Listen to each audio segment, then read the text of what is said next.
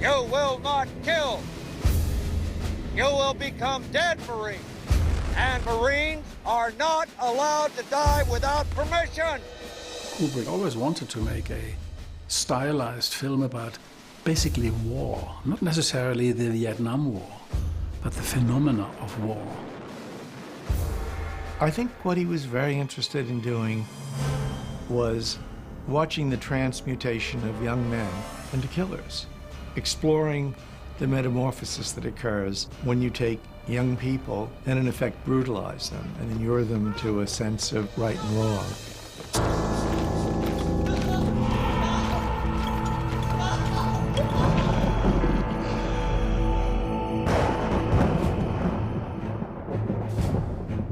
Kubrick always looked for short-form material that he could adapt, and he'd read about Gustav Hasford's The Short Timers in '79 in a publication called Kirkus Reviews. The reason he liked it was because it had humor, it was full of craziness, and it was totally off the wall. And that's what Stanley always liked, surprises and off-the-wall things. The problem was, by the time he'd thought of making a film about the Vietnam War, which would have been around '79, all of a sudden Apocalypse Now appeared. I don't believe that Kubrick was ever influenced very much by outside events. His tendency was to let other people do the thing, and then he would come in and do the great one. He did that with Vietnam. He let everybody else do their Vietnam film, then he comes in with Full Metal Jacket. He contacted Michael Herr, who wrote a lot of Martin Sheen's dialogue for Apocalypse Now. Michael Herr was a great expert. He wrote this book, Dispatches, so he was a top authority on that period. They undertook what Herr has described as one phone call lasting 3 years with interruptions. And Herr would turn out draft after draft of the screenplay. So the buzz was in Hollywood. Stanley Kubrick's making a Vietnam movie. Well, you got to get in that movie. Mr. Kubrick at that point was putting out his message that he was willing to look at anybody's audition tapes. So you had every actor in the world making these audition tapes and sending them off. Private Joker, are you trying to offend me? Sir, negative, sir! Sir, the private believes that any answer he gives will be wrong, and the senior drill instructor will beat him harder if he reverses himself, sir! Matthew Modine was shooting Birdie at the time that Kubrick first expressed an interest in him. And Alan Parker sent Kubrick some taped material of Matthew Modine doing his actorly bit, being the most Birdie that he could be, thinking that this is how Stanley would see what Matthew Modine was capable of doing as an actor. But Stanley was looking for something different. And it was only because there was a little bit of extra tape at the end where you just saw Matthew Modine not speaking, not acting, but just kind of being, that gave Kubrick the idea that he wanted Matthew Modine in his film. He's a very good actor. At that time, he wasn't yet a superstar, but he had all the qualities to be one. These boots are made for walking. I wanted to meet interesting and stimulating people of an ancient culture and kill them. I wanted to be the first kid on my block to get a confirmed kill. He was incredibly talented. He reminded me of a Jimmy Stewart.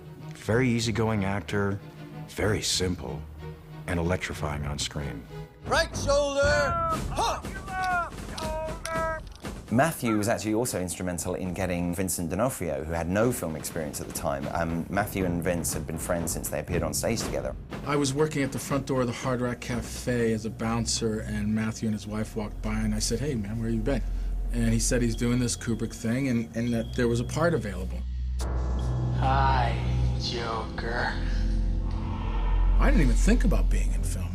I saw a lot of films, but I saw film actors as being very different people than myself. Clearly, he was a talented young actor. It has been proven because he made a big career since then. A talented young actor who was flexible and also was willing to put on the weight. He asked me early on, would I be all right with gaining this weight? And, you know, I said yes, and then I went over there and I gained about 30 pounds, and I remember him seeing it and saying that I only looked like I could kick everybody's ass, so he thought some more weight would be needed, and I think it went up to 80 pounds. I think I went from 2 to 280. You cannot do one single pull-up? You are a worthless piece of shit, pal! Now, the problem is, when you bulk up for a Stanley Kubrick movie, you have to stay bulked up for God knows how long. You know, you don't know how long the shoot's going to last. And I think that probably took its toll on Vince's body. The fucking war will be over by the time we get up there, won't it, Private Pile? People treat you differently when you're that size. And, you know, you got to remember, my head was shaved. So it was like a completely different persona. From being this, like, long, lanky actor to a big, burly guy with a bald head. You know, it was a very strange life change. As far as I'm concerned, Vince turned out to be the best part of the film. Left shoulder! Right shoulder! I'm not a military type. I'm not turned on by it. I don't like guns. This is my rifle! There are many like it, but this one is mine! I'm an actor, and I know how to take apart an M16 and put it back together blindfolded.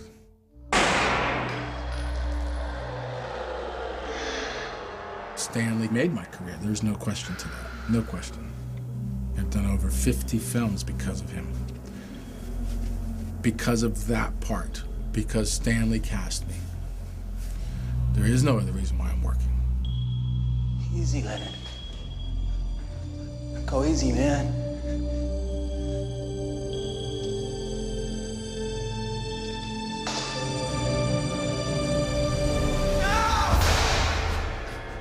God was here before the Marine Corps. So you can give your heart to Jesus, but your ass belongs to the Corps. Do you ladies understand? Sir, yes, sir! We needed an advisor who told us exactly how the details work. For example, the movements that they do with the guns. A normal person doesn't know this. So we called an office in the United States that represents ex-Marines. And we asked for a drill instructor. Well, I found myself retired out of the Marine Corps back in 1971, and I thought, well, I had no proper education, so really not much to fall back on. Got a phone call from Stanley Kubrick out of the clear blue one evening, and we talked about Full Metal Jacket, and he hired me as technical advisor. Because I am hard, you will not like me. But the more you hate me, the more you will learn. Our technical advisor comes in, and he starts yelling at us. I'm the boss, and this is that, and you're gonna do this, and you're a piece of shit. We're like, whoa, who's this guy? This is your technical advisor. This is Lee Ermey. He's going to teach you how to shoot. You will not laugh. You will not cry. You will learn by the numbers. I will teach you. Lee Ermey was a drill sergeant, and he brought him in to drill the actors into a platoon and made them really work very hard. I think they got extremely fit on that film, the actors. 10 fucking seconds. It should take you no less than 10 fucking seconds to negotiate this obstacle. We just learned how to march like soldiers. I mean, there are scenes in that thing where it is us and it is for real and we look tight. We observed something very, very strange, namely that he then went to wardrobe and put on a drill instructor's uniform. And he, in a way, fell back in his role. He wore the uniform and he changed his persona. He was a very nice man. And when he wore the uniform, he was a devil. I mean, he was a drill instructor suddenly. I told Stanley that I would like to do Gunnery Sergeant Hartman, and he told me that he already had hired an actor. There was another guy who became the door gunner, Tim Colseri, who had the role. Get some, baby! And Lee took it from him. I interviewed all the background extras, and I interviewed these people as Gunnery Sergeant Hartman, knowing that has to go to Stanley Kubrick. I worked it out where Stanley had to watch me be his drill instructor, whether he liked it or not. Are you shook up? Are you nervous? Sir, I am, sir! Do I make you nervous? Sir! Sir, what? Are you about to call me an asshole? Sir, no, sir! How tall are you, Private? Sir, 5'9", sir! 5'9", I didn't know they stacked shit that high. Stanley realized that it would be ideal if Lee actually could play the part. I think Lee was very, very clever. Lee got up, dressed up, and he did his stuff. And I believe that when Stanley saw that video, he just went, tear the script in half, we're rewriting this, put the cameras on Lee Ermey. This is my rifle, this is my gun, this is for fun, and this is for fun. We were also surprised about the language because, you know, I mean, all right, I mean, Stanley's script was fairly realistic, but Lee came up with phrases I will gouge out your eyeballs and skull fuck you! that were more, say, picturesque. It looks to me like the best part of you ran down to cracking your mama's ass and ended up as a brown stain on the mattress. Astonishing, to say the least. I bet you're the kind of guy that would fuck a person in the ass and not even have the goddamn common courtesy to give him a reach around. Every time it was something else. I mean, he seemed to have an endless resources on obscenities. I want that head so sanitary and squared away that the Virgin Mary herself would be proud to go in there and take a dump. So all of this amazing, fresh, impossible for a screenwriter to think up dialogue was spilling out of Ermey's mouth, and all they had to do was record it. I don't know, but I've been told. I don't know, but I've been told. Eskimo pussy is mighty cold. Eskimo pussy is mighty cold. And he is a natural actor, there's no doubt about it. Something he probably didn't know. Now you listen to me, Private Pyle. And you listen good. I want that weapon. And I want it now. He's what makes that film really drive at the beginning. He makes it go. Happy birthday to you. I mean, when you look at Lee's work, he really is Paris Island. He really was that DI. Happy birthday, dear Jesus. Happy birthday to you. Stanley didn't like to travel, and he wanted to do this film here. I mean, most directors would have gone to the Philippines or do something like that. Well, that was not an option for him. It seemed to be a preposterous idea to make a Vietnam movie in East London, but Kubrick had a bunch of reasons for shooting his films in England, the principal one being that he didn't like to do anything more than 10 miles from his house. The last time Stanley left England was to go to the premiere of 2001 in New York, and then he sailed. One of the biggest reasons he did the film was because there was this gasworks, this abandoned gasworks in East London called Beckton, and they were about to destroy it. But it had the same or very similar French architecture to the city of Hue. And we got the permission to topple buildings because it was derelict anyway. That hasn't been used since after the First World War. Anton Furst, who was the designer on it, just went round the place and said, well, if we cut away these pillars on this building, it'll fall over on its side, sort of thing. And hey presto, they did, and the building, sure enough, fell over. You know, it was fairly straightforward. Apparently, it was quite hairy when they were doing it. The story goes that Stanley wanted to dynamite some of them, but they wouldn't let him. And what he would do is, in order to make it look even more like Vietnam, he flew in a bunch of palm trees. By adding the palm trees, you really did get the sense of it very quickly that you were over there. And I think they did a tremendous job because most people don't believe that this was all done in East London, of all places, yeah.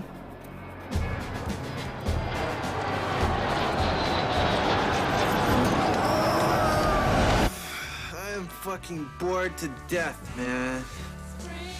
I gotta get back in the shit. I ain't heard a shot fired in anger in weeks. During the filming, I asked, how's this gonna go? This is gonna go slowly. And it was something none of us were used to. I don't think you can make films as well as Stanley does without taking that long. I just don't think you can. Originally, I was hired for 18 weeks, and of course, I knew it wouldn't be 18 weeks. It never is. I think he hires everybody for 18 weeks, and then it just goes over and over. I believe it was about 17 months. I was brought in on the very first day, and I left on the very last day. 4 months longer than tour of duty. It wasn't going to be the short-time tour of duty. It was going to be, you know, potentially years off your life. And he was going to put you through hell, you know, in his own inimitable way. You just didn't know when it was going to end. It was mainly around the sequence where 8-Ball and the Doc get shot by the sniper.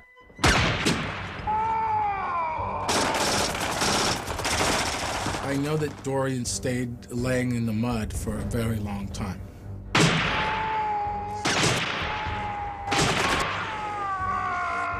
We're on that wall for a month doing that scene, from the time we arrive to the time we all get across. That sequence kept us pinned down, literally, because every time they blasted the sides of the buildings, all the bullet hits had to be reset, and it took them about 2 or 3 days to reset all the bullet hits. The concussive effect that I got from those buildings, I had never experienced. And I had earplugs in, the whole thing, but just the explosions were so powerful that they would pound into my eardrum.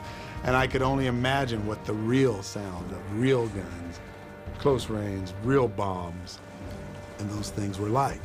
All the actors, I think, were, to a man, very, very brave, because Stanley put them through it. He really did. The more that the actors are thinking, you know, when is this going to end, the more like the guys in Vietnam they become. None of this is lost on Stanley. He knows what he's doing, a very, very clever crafter of actors' psyches. And I'll always remember what he said to me in the early going, and he said it to me, it was his mantra to me, the whole shoot. He said, Adam, you know, Adam, you're just not patient. I'll never forget that. The impression I had about him was that he was 99% visual, and I didn't think he knew that much or cared that much about acting. And I was wrong about that, because he did have a great eye for acting. Stanley likes actors that show up, know their lines, and don't bump into the furniture. And he doesn't want to hear anything else. He doesn't care about the motivation. He cares about it in the way that it better be right to tell his story properly. But he doesn't want to talk about it. Show up, know your lines, don't bump into the furniture. Basically, that's it. He doesn't want to explain to an actor what he's looking for. He's already cast you. And anything you bring is good enough for him if it tells his story properly. If it doesn't, he'll say, do it better. Do it more interesting. He does use those terms. Doesn't say how to do it, what to do. You fucked up, do it again. He'll say it right to you, right in front of everybody, no problem. You talk the talk. Do you walk the walk? At one point, Adam did his line. Stanley said, cut, okay, let's do it again. And Adam said something to the effect of, oh man, what does he want? As soon as he said this, there was a quick silence because he's saying it, and the great Stanley Kubrick, and Stanley kind of leaned over from his camera. How about better acting? And then he comes back over, and we all just like, whoa! Although everybody used to think Stanley was very precise about his filmmaking, he used to experiment a lot more than people realized. And at one point, he got all of the main cast together, and he brought us into his motorhome. And he says, you know, I'm not sure how I want to end this film. You guys have any ideas? We all look at each other. Stanley Kubrick's asking us how we should end his film. In the script, and I believe it's still in my copy of the script, Animal Mother cuts the head off the sniper and throws it out of the building. Animal Mother had been carrying a machete on his back the whole show in order to do this one little thing. And so after Joker administers coup de grace, he wastes her and like it's some big, important thing that we've wasted this little gook sniper. And Animal Mother takes umbrage at that. Like, it's not that important. He peels out his machete and lops off her head and picks it up. You know, they're all celebrating Joker, and Animal's like, here's the head. That's not a big deal. That's hard. That didn't make it into the film for reasons that Stanley never told me. It was too horrific, and unnecessarily so. Stanley was not out to do something sensational that is particularly horrible. He was always conscious of violence in his films. I talked to him about Clockwork Orange, which he always felt he'd overdone the violence, and that's why he had the control in England to ban it, and he banned it. After the movie was over and I was being interviewed about the movie, and I said in a complimentary way that Stanley was a perfectionist. And Stanley called me from England. He called my house. I'm not a perfectionist. I'm not a perfectionist. Why did you say I'm a perfectionist? I said, Stanley, you are a perfectionist. What do you think all those takes are? Stanley could spot a fly flying through the background of his movie at 100 yards and cut. back up, let's do it again. I think the average was at least 30 takes. Yeah, maybe more. I stopped counting. Slower, louder, faster. Again. Let's see what he does. Let's beat him down. Let's see what happens. The most takes that we ever did with me. Holy Jesus. What do we have here, Private Pile? What is this, Private Pile? What the hell is this, Private Pile? What the fuck is that? What is that, Private Pile? Sir, jelly donuts, sir! A jelly donut? Sir, yes, sir! 30-some takes. We got it. You are a disgusting fat body, Private Pile! Sir, yes, sir! Most actors who have to shout a lot on a scene will hold back their voice a bit in rehearsals to try and maintain enough voice for the performance. Because Lee gave it rock all from the moment he started, you know, and as a result, his voice just broke down. Lee was put through a lot of takes and held up. You know, his voice was really very hard for Lee. His voice went out on him a lot. And the way I see it, ladies, you owe me for one jelly donut. Now get on your faces.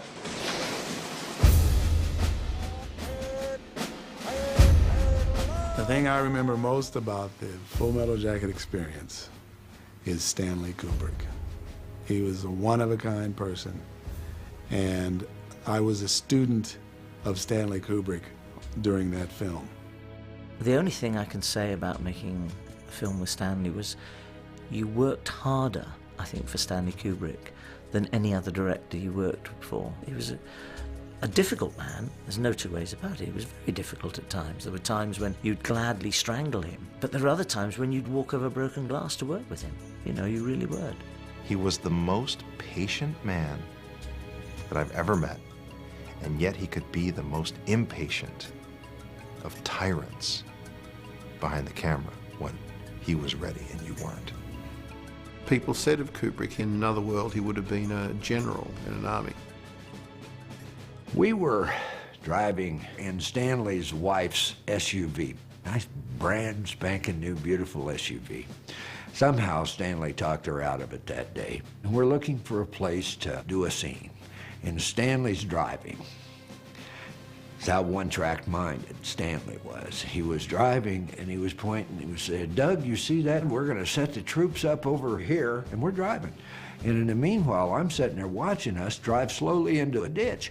And the ditch is about 6 foot deep. Stanley drove, as he talked, he drove off into this ditch. And the car went over on its side. Stanley reached up, undid his seatbelt, he reached up and he pushed the door open and he climbed out of the SUV and he climbed up on top. And he's still talking. And we'll put up the tent over here and we're gonna have, we'll have base camp over here. Doug, get up here.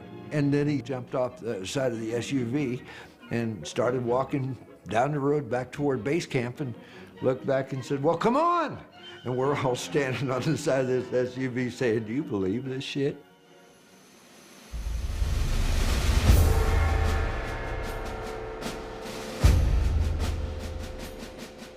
We only hear their names in the very beginning of the film. I don't like the name Lawrence. Only faggots and sailors are called Lawrence. From now on, you're Gomer Pyle. After that, all we know are their nicknames. Making the transition from being a full-blown person with a name and a personality and your own identity to becoming this killing machine where you don't even have your own name anymore. You become something else. You become a weapon. I think that he wanted to take the people that you found sympathetic in the beginning and sort of break them down part by part until you realized that there was nobody left to root for, and the only sympathy you could feel was not for the character necessarily as a human being, but for what they'd lost as a human being. Green, what is that button on your body armor? A peace symbol, sir. Where'd you get it? I don't remember, sir. What is that you've got written on your helmet? Born to kill, sir. You write born to kill on your helmet and you wear a peace button. What's that supposed to be, some kind of sick joke? What is the significance of Born to Kill and the peace sign on Private Joker's helmet? It makes him almost literally bipolar. Peace guy on the one hand, and has to kill to survive on the other. A visual illustration of that kind of moral purgatory that the film describes. There's no right or wrong, just getting the hell out and seeing your way through. Without having to explain it, Stanley wanted to indirectly suggest that these people are all masked. They have to, in order to survive this. One of the most powerful effects that the movie had on me was kind of encapsulated in that one scene where Matthew Modine's character is in the helicopter and he asks the guy, How can you shoot women, children? Easy. You just don't lead them so much. Ain't war hell?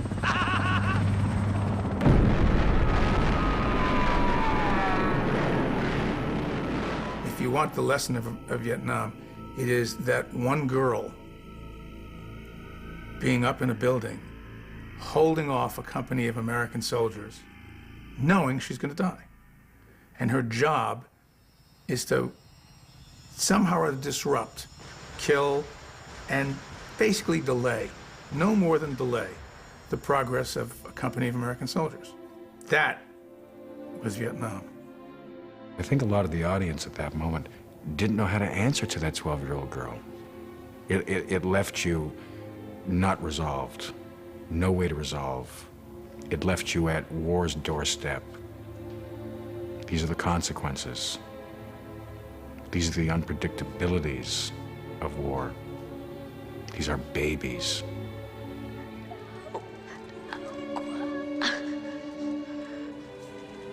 The end of the film, I think, is absolutely masterful, very ambiguous. You know, you don't know exactly what happened. I mean, and why? Why is not they all march away and they sing the Mickey Mouse March? M-I-C-K-E-Y-M-O-U-S-E. Who's the leader of the club that's made? By making themselves boys again, little kids again. It makes what they had to do in order to deal with what they did deeper, darker, and more troubling. He told me that he was doing this film as his answer to Rambo. He said that, you know, with Rambo, it was like come out of the water and it was glorifying, and he wanted to show what war was really like. Marines come up to me all the time, especially Marines, and they say, hey, this was the movie. This was really how it was. Full Metal Jacket is their Bible. I've heard from many Marines that just simply say that is the most accurate, truthful understanding of what Marine warfare is about. As a 22-year-old bad reporter, I was in Vietnam. I saw Full Metal Jacket with my wife in Westwood, and the lights went on, and I was a bit grumpy. And then I just started to cry. And I really kind of cried uncontrollably for about 15, 20 minutes. There was something in that movie that got me in terms of evoking the experience of being there. I don't know, the film really hit me in a very, very strange, unexpected, and powerful way. I think the film holds up today just as most of Stanley's films hold up. They're timeless. I think he genuinely thought it was one of his best films, and I still think it's one of his best films. It's still one of the great war movies and seems better and better. Interestingly enough, the further you get from Vietnam. What's interesting about Full Metal Jacket is that it's about Vietnam, but God, I look at that movie, it's like Iraq.